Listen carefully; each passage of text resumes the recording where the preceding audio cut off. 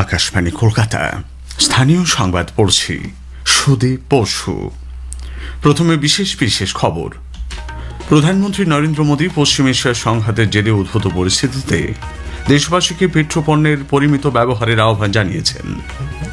মুখ্যমন্ত্রী শুভেন্দু অধিকারীর নেতৃত্বে আজ নবান্নে নতুন মন্ত্রিসভার প্রথম বৈঠক। রাজ্যের আইন শৃঙ্খলা ও সার্বিক পরিস্থিতি নিয়ে একাধিক প্রশাসনিক বৈঠকেরও কর্মসূচি রয়েছে। 2019 ব্যাচের আইএএস আধিকারিক পি প্রমথ এবং 2020 ব্যাচের আইএএস আধিকারিক নবনীত মিত্তলকে মুখ্যমন্ত্রী দপ্তরে যুগ্ম সচিব পদে নিয়োগ করা হয়েছে। দেশে সম্ভাব্য তাপপ্রবাহ পরিস্থিতি ও বন্যা মোকাবিলায় একটি সমন্বিত ব্যবস্থা গড়ে তোলার উপর জোর দিয়েছেন কেন্দ্রীয় স্বরাষ্ট্রমন্ত্রী অমিত শাহ। দক্ষিণবঙ্গে আগামী কয়েকদিন তাপমাত্রা 3 থেকে 4 ডিগ্রি বৃদ্ধির সম্ভাবনা। আইএসএল ফুটবলে যুব ভারতী ক্রীড়াঙ্গনে ইস্ট বেঙ্গল আজ পাঞ্জাব এফসির বিরুদ্ধে খেলবে। আসি বিস্তারিত সংবাদে। পশ্চিম এশিয়ার সংঘাতের ফলে উদ্ভূত বিশ্বব্যাপী জ্বালানি সংকট ভারত অত্যন্ত দক্ষতার সঙ্গে মোকাবিলা করছে বলে প্রধানমন্ত্রী নরেন্দ্র মোদী উল্লেখ করেছেন। তিনি বলেন, কেন্দ্রীয় সরকারের সময়োপযোগী পদক্ষেপের কারণেই এই পরিস্থিতির মোকাবিলা সম্ভব হয়েছে। তবে বর্তমান সময়ে জ্বালানির নিয়ন্ত্রিত ও পরিমিত ব্যবহার অত্যন্ত জরুরি বলে তিনি দেশবাসীকে সতর্ক করেছেন। जो एनर्जी प्रोडक्ट हम विदेशों से मंगाते हैं, हमें प्रयास करना है कि जितनी जरूरत है उतना ही उपयोग करें। इससे विदेशी मुद्रा की भी बचत होगी और युद्ध के संकट से होने वाले दुष्प्रभाव को भी कम किया जा सकेगा। প্রধানমন্ত্রী জোর দিয়ে বলেন যে আমদানিকৃত পেট্রোলিয়াম পণ্যগুলি শুধুমাত্র প্রয়োজনেই বিচক্ষণতার সঙ্গে ব্যবহার করা উচিত। এর ফলে দেশের বৈদেশিক মুদ্রার যেমন সাশ্রয় হবে, তেমনি আন্তর্জাতিক যুদ্ধের প্রতিকূল প্রভাব থেকে অর্থনীতিকে রক্ষা করবে। মুখ্যমন্ত্রী শুভেন্দু অধিকারী আজ আনুষ্ঠানিকভাবে প্রশাসনিক কাজকর্ম শুরু করবেন। নবান্নে 14 তলায় ক্যাবিনেট রুমে হবে নতুন মন্ত্রিসভার প্রথম বৈঠক। এদিনই তিনি 5 মন্ত্রীর দপ্তর বন্টন করবেন। নতুন মুখ্যমন্ত্রীকে স্বাগত জানাতে নবান্নে গার্ডওপনা দেওয়া হবে। প্রথম মন্ত্রিসভার বৈঠকে বিজেপির নির্বাচনী প্রতিশ্রুতিগুলি নিয়ে আলোচনা হবে বলে জানা গেছে। একটি প্রতিবেদন। শনিবার শপথ গ্রহণের পর এবার প্রশাসনিক কাজকর্মে হাত দিতে চলেছে রাজ্যের নতুন সরকার। আগামীকাল আনুষ্ঠানিকভাবে প্রশাসনিক কাজ শুরু করবেন মুখ্যমন্ত্রী শুভেন্দু অধিকারী। নবান্নের 14 তলার ক্যাবিনেট রুমে বসবেন নতুন মন্ত্রিসভার প্রথম বৈঠক। ওই বৈঠকে শপথ নেওয়া আরও 5 জন মন্ত্রীর দপ্তর বন্টনও হতে পারে। সেই সঙ্গে অন্যান্য দপ্তরের মন্ত্রীদেরও নাম ঘোষণা করা হতে পারে। প্রথম বৈঠকেই বিজেপির নির্বাচনী প্রতিশ্রুতিগুলিকে অগ্রাধিকার দেওয়া হতে পারে বলে জানা গিয়েছে। আয়ুষ্মান ভারত প্রকল্প চালু, অন্নপূর্ণার ভাণ্ডার প্রকল্প, রাজ্য সরকারি কর্মীদের জন্য 7ম বেতন কমিশনের কার্যকর করা সহ একাধিক গুরুত্বপূর্ণ বিষয়ে আলোচনা হওয়ার সম্ভাবনা রয়েছে। এছাড়াও সারাদিন বিভিন্ন দপ্তরের সচিব, জেলা শাসক এবং পুলিশ কর্তাদের সঙ্গে বৈঠক করবেন মুখ্যমন্ত্রী। প্রশাসনিক কাজের গতি এবং আইন শৃঙ্খলা পরিস্থিতি নিয়েও আলোচনা করা হতে পারে। নবনির্বাচিত বিধায়কদেরও ওই বৈঠকে উপস্থিত থাকার জন্য আহ্বান জানানো হয়েছে। অভিরূপ ভট্টাচার্য, আকাশবাণী সংবাদ, কলকাতা। এদিকে নতুন বিধায়কদের শপথ বাক্য পাঠ করানোর জন্য 3 দিন বসছে বিধানসভা। আগামী বুধ, বৃহস্পতি ও শুক্রবার বিধায়কদের শপথ বাক্য পাঠ করানো হবে বলে খবর। তার আগে আগামীকাল নির্বাচিত হবেন অধ্যক্ষ প্রতিম বা প্রোটেম স্পিকার। রাজ্যপাল RN রবি তাঁকে শপথ বাক্য পাঠ করাবেন। সূত্রের খবর, প্রোটেম স্পিকারের দায়িত্ব পাচ্ছেন তাপস রায়। নবান্নে মুখ্যমন্ত্রীর প্রথম বৈঠককে কেন্দ্র করে নিরাপত্তা আরও জোরদার করতে তৎপর হাওড়া ও কলকাতা পুলিশ। কলকাতার পুলিশ কমিশনার অজয় নন্দ এবং হাওড়ার পুলিশ কমিশনার অখিলেশ চতুর্বেদী গতকাল নবান্ন চত্বর এবং আশেপাশের এলাকা পরিদর্শন করেছেন। সঙ্গে ছিলেন পুলিশের উচ্চপদস্থ আধিকারিকরাও। পরে নবান্ন সভাঘরে নিরাপত্তা সংক্রান্ত জরুরি বৈঠক করেছেন তাঁরা। 2019 ব্যাচের আইএএস আধিকারিক পি প্রমথ এবং 2020 ব্যাচের আইএএস আধিকারিক নবনীত মিত্তলকে মুখ্যমন্ত্রী দপ্তরে যুগ্ম সচিব পদে নিয়োগ করা হয়েছে। বর্তমানে পি প্রমথ অতি ক্ষুদ্র, ক্ষুদ্র মাঝারি শিল্প এবং বস্ত্র দপ্তরে যুগ্ম সচিব পদে কর্মরত ছিলেন। অন্যদিকে নবনীত মিত্তল নিযুক্ত ছিলেন পশ্চিম মেদিনীপুরের অতিরিক্ত জেলা শাসক পদে। একই সঙ্গে মুখ্যমন্ত্রী দপ্তরে কর্মরত সহকারী সচিব পবিত্র চক্রবর্তীকে উত্তরবঙ্গ রাষ্ট্রীয় পরিবহন নিগমে পাঠানো হয়েছে। আলিপুরে রাজ্যের অতিথিশালা সৌজন্য মুখ্যমন্ত্রী শুভেন্দু অধিকারীর বাসভবন হিসেবে ব্যবহার করা যায় কিনা তা নিয়ে গতকাল বৈঠকে বসে রাজ্য প্রশাসন। ওই ভবনের নিরাপত্তা খতিয়ে দেখেন কলকাতা পুলিশের শীর্ষ কর্তারা। তবে মুখ্যমন্ত্রী ওই ভবনে থাকবেন কিনা তা এখনো চূড়ান্ত হয়নি। তিনি বর্তমানে চিনার পার্কে থাকেন। প্রধানমন্ত্রী নরেন্দ্র মোদী বলেছেন বিজেপি সরকারের জনকল্যাণমূলক নীতি পশ্চিমবঙ্গে বিধানসভা নির্বাচনে দলের জয়ের পথ প্রশস্ত করেছে। বেঙ্গালুরুতে গতকাল এক অনুষ্ঠানে অংশ নিয়ে বাংলায় বিজেপির সাফল্যের কাহিনী দলীয় কর্মীদের সঙ্গে ভাগ করে নেন তিনি। कांग्रेस ने करप्शन को बढ़ाया, परिवारवाद को बढ़ाया और संवैधानिक संस्थाओं का गला घोंटने का काम किया। जब टीएमसी बनी तो उसने कांग्रेस से ये सारी बुराइयां सीख ली, साथ ही लेफ्ट की भी जितनी बुरी आदतें थी वो भी टीएमसी ने अपना ली। टीएमसी ने अपने इस तानाशाही मॉडल में बंगाल को बेड़ियों से जकड़ दिया था। কংগ্রেস নেতা অধীর রঞ্জন চৌধুরী বলেছেন তৃণমূল সরকারের জমানায় যেসব শিক্ষক কর্মচারী ছাত্র যুবরা বঞ্চিত হয়েছিলেন তাদের অধিকার প্রতিষ্ঠায় নতুন সরকারের দায়িত্ব হওয়া উচিত। গতকাল সাংবাদিকদের কাছে তিনি বলেন গণতন্ত্রে মানুষের মতামত শেষ কথা বলে। যারা যারা বঞ্চিত হয়েছে বাংলায়, শিক্ষক, কর্মচারী, ছাত্র, যুবক, নতুন সরকারের দায়িত্ব তাদের সকলকে তাদের নিজ নিজ অধিকার দেওয়া। যদি দেয় তাহলে বাংলার মানুষ বুঝবে যে তারা যে কথা দিয়েছিল সেই কথা অনুযায়ী কাজ করছে। তাহলে বাংলা মানুষ আগামী দিনে আবার দিদিকে যা করেছে মোদীকেও তাই করবে। মানুষের বক্তব্য এখানে শেষ কথা। তৃণমূল ক্ষমতা থেকে উচ্ছেদ হয়েছে, মানুষ উচ্ছেদ করেছে, নতুন সরকার গঠিত হয়েছে। তারা যে প্রতিশ্রুতি দিয়েছিল বাংলার মানুষকে, এগুলো এখন সেগুলো পালনের সময়। সেগুলো কতটা পালিত হবে আমরা দেখতে থাকবো। মানুষের মতামত এখানে শেষ কথা বলে। রাজ্যে বিধানসভা নির্বাচনে পরাজয়ের পর কংগ্রেস এবং বামপন্থী দলগুলিকে তৃণমূল কংগ্রেস নেত্রী মমতা ব্যানার্জি এক মঞ্চ থেকে লড়াইয়ের যে বার্তা দিয়েছেন বিজেপি তার সমালোচনা করেছে। দলের রাজ্যসভার সাংসদ রাহুল সিনহা গতকাল সাংবাদিকদের বলেন মমতা ব্যানার্জির সমর্থনে আর কোনো দলই এগিয়ে আসবে না। जिस वाम को उन्होंने धक्का मार के निकाल दिए, कांग्रेस को गला धक्का दिए, अभी सबका पैर पकड़ना चालू करे। कोई उनका साथ नहीं दे, कारण सब उनको जान लिया कैसा हिंसा, कैसा दमन नीति उन्होंने चलाया, बंगाल को पीछे धकेल दिया। कोई पार्टी साथ नहीं देगा। বকেয়া মহার্ঘ ভাতা অবিলম্বে মেটানো, সপ্তম বেতন কমিশন গঠন সহ বেশ কিছু বিষয় নিয়ে কথা বলার জন্য সময় চেয়ে বাম সমর্থিত সরকারি কর্মচারী সংগঠন রাজ্য কোঅর্ডিনেশন কমিটি মুখ্যমন্ত্রী শুভেন্দু অধিকারীকে চিঠি দিয়েছেন। নবনির্বাচিত সরকার জনকল্যাণমূলক নীতি প্রণয়ন ও কার্যক্রমে দ্রুত উদ্যোগী হবে বলে সংগঠনের সাধারণ সম্পাদক বিশ্বজিৎ গুপ্ত চৌধুরীর ওই চিঠিতে আশা প্রকাশ করা হয়েছে। স্থানীয় সংবাদ শুনছেন আকাশবাণী কলকাতা কেন্দ্র থেকে। এইমাত্র পাওয়া খবরে জানা গেছে মুখ্যমন্ত্রী শুভেন্দু অধিকারীর আত্মসহায়ক চন্দ্রনাথ রথের খুনের ঘটনায় উত্তরপ্রদেশ থেকে 3 জন শার্প শুটারকে গ্রেপ্তার করেছে বিশেষ তদন্তকারী দল এসআইটি। ধৃতদের ভবানী ভবনে দফায় দফায় জিজ্ঞাসাবাদ চলেছে।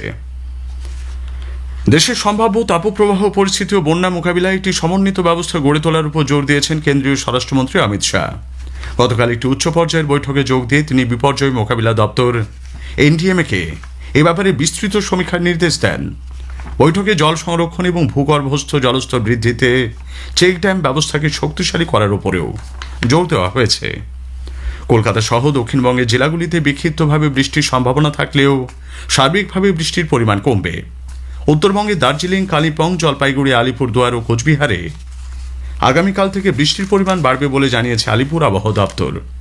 আগামী কয়েকদিন তাপমাত্রা 3 থেকে 4 ডিগ্রি বাড়ার সম্ভাবনা।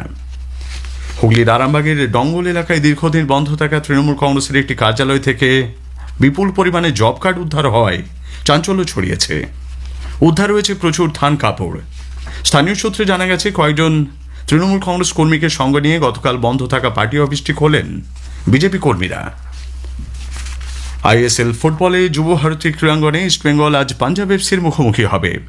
খেলা শুরু হবে সন্ধ্যে 7:30টায়। 10 ম্যাচে 21 পয়েন্ট নিয়ে ইস্টবেঙ্গল লিগ তালিকার শীর্ষে রয়েছে। শেষ করার আগে স্থানীয় সংবাদের বিশেষ কিছু অংশ আরও একবার। প্রধানমন্ত্রী নরেন্দ্র মোদী পশ্চিম এশিয়া সংঘাতের জেরে উদ্ভূত পরিস্থিতিতে দেশবাসীকে পেট্রোপণ্যের পরিমিত ব্যবহারের আহ্বান জানিয়েছেন। মুখ্যমন্ত্রী শুভেন্দু অধিকারীর নেতৃত্বে আজ নবান্নে নতুন মন্ত্রিসভার প্রথম বৈঠক। মুখ্যমন্ত্রী শুভেন্দু অধিকারীর আত্মসহায়ক চন্দ্রনাথ রথের খুনের ঘটনায় উত্তরপ্রদেশ থেকে 3 জন শার্প শুটার গ্রেপ্তার। স্থানীয় সংবাদ শেষ হলো। আকাশবাণী খবর পড়ছি অর্ক সেন। প্রথমে বিশেষ বিশেষ খবর। প্রধানমন্ত্রী নরেন্দ্র মোদী পশ্চিম এশিয়ার উদ্ভূত পরিস্থিতিতে দেশবাসীকে পেট্রোল ও ডিজেলের ব্যবহার কমিয়ে আনার আহ্বান জানিয়েছেন। তিনি আজ সোমনাথ মহাদেব মন্দিরের পুনর্নির্মাণের ৭৫ বছর পূর্তি উপলক্ষে আয়োজিত সোমনাথ অমৃত পর্ব ২০২৬-এ অংশগ্রহণ করবেন। আসামের রাজ্যপাল লক্ষণ প্রসাদ আচার্য রাজ্যে নতুন সরকার গঠনের জন্য ডক্টর হিমন্ত বিশ্ব শর্মাকে আমন্ত্রণ জানিয়েছেন।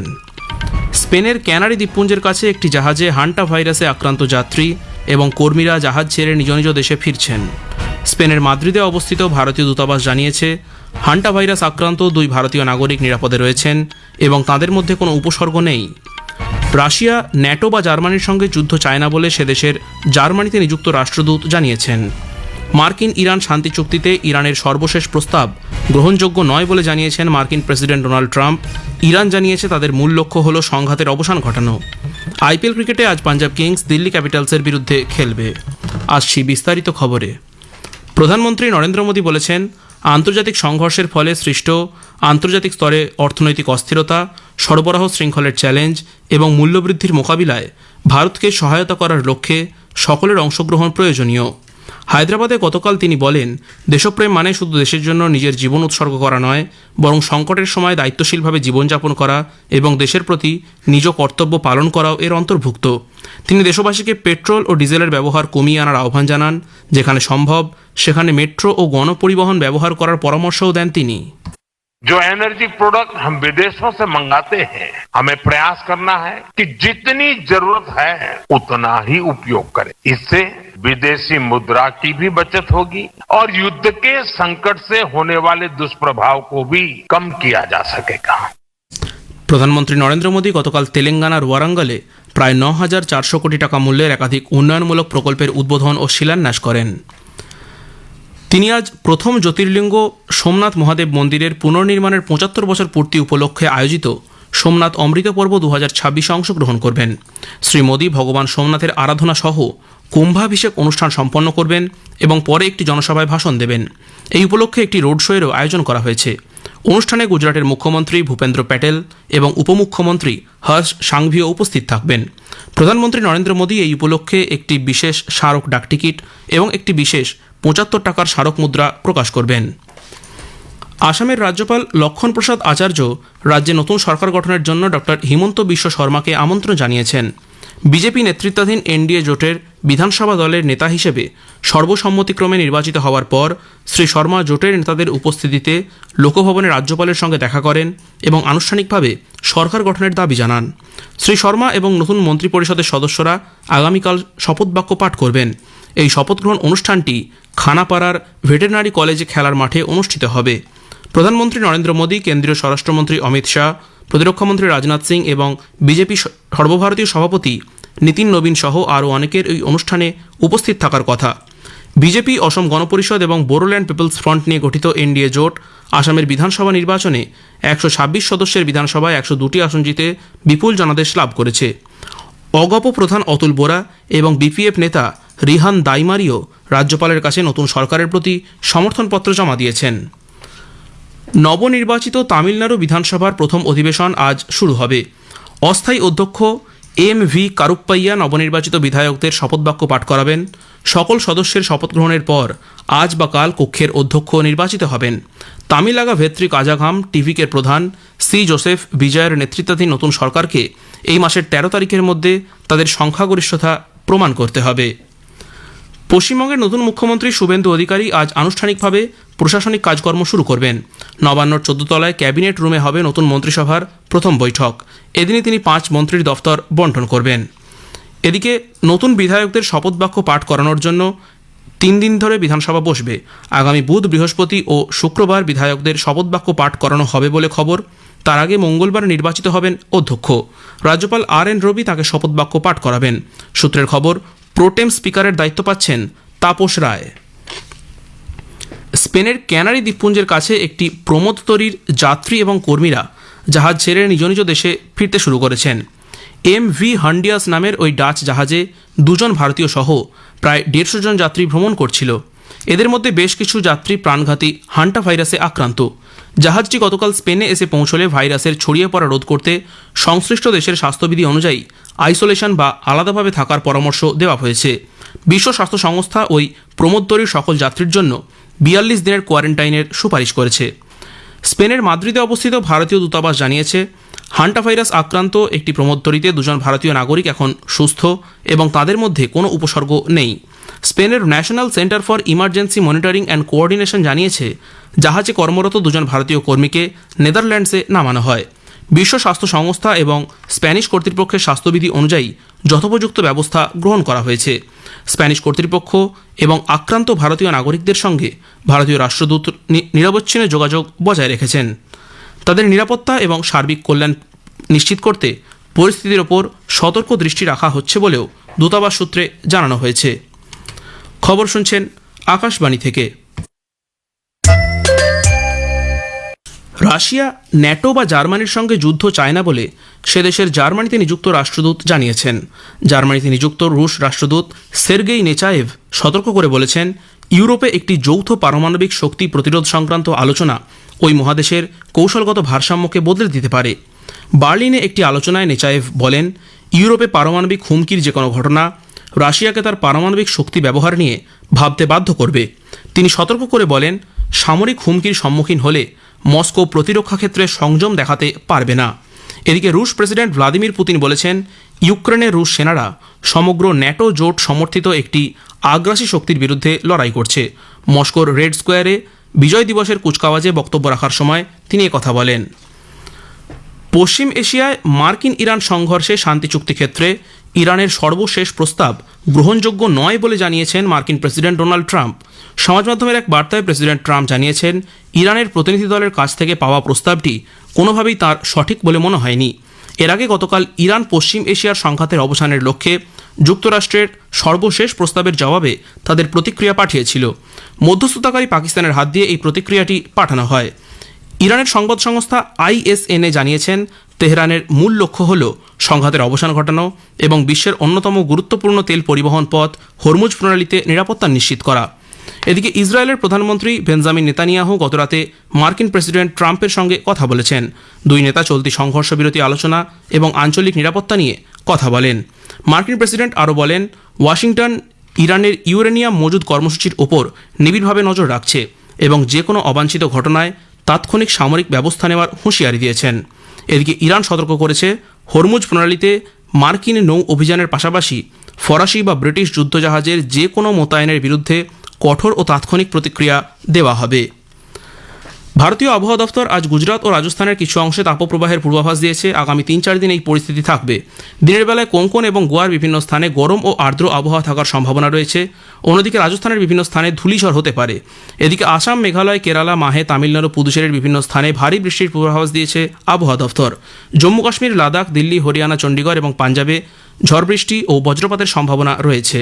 পাশাপাশি বিহার, পশ্চিমবঙ্গ, ওড়িশা, অন্ধ্রপ্রদেশ, কর্ণাটক, ছত্তিশগড়, হিমাচল প্রদেশ এবং উত্তর পূর্বের রাজ্যগুলিতে বেশ কিছু অংশে একই রকম আবহাওয়া থাকবে বলে জানানো হয়েছে। এদিকে উত্তরাখণ্ডে প্রতিকূল আবহাওয়ার পরিপ্রেক্ষিতে চারধাম যাত্রার তীর্থযাত্রী এবং পর্যটকদের সতর্ক থাকতে পাশাপাশি নিরাপদে ভ্রমণ করার পরামর্শ দিয়েছে উত্তরাখণ্ড রাজ্য প্রশাসন।